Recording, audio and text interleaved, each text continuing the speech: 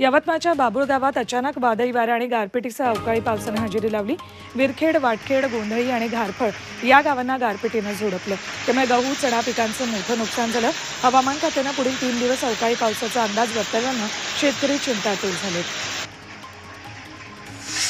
संत्र्याला योग्य भाव मिळत नसल्यानं संत्रा उत्पादक चिंतेत आहेत। बागेतला संत्रा तोडून बाजारात आणण्याचा खर्चही उत्पादकांना परवडत नाहीये। एकीकडे सातत्याने येणारं नैसर्गिक संकट, सोबतच बांगलादेशनं संत्र्यावरील वाढवलेलं आयात शुल्क यामुळे उत्पादक त्रस्त झालाय।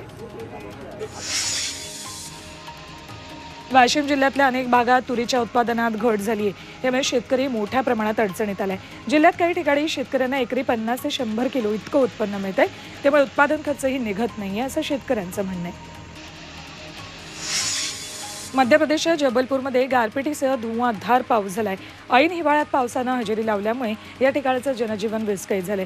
जोरदार अमृत नोनी आर्थो प्लस ये एक प्रूवन फॉर्मूला है। इसमें मौजूद नोनी फल के गुण और आयुर्वेदिक जड़ी बूटियां शरीर को जरूरी पोषक तत्व देने के साथ साथ हड्डियों और जोड़ों के घिसने, उनमें होने वाले सूजन और दर्द को रोकने में मदद करता है। दर्द मुक्त जीवन के लिए अमृत नोनी आर्थो प्लस। पावसामुळे रस्तेही दिसेनासे झाले होते।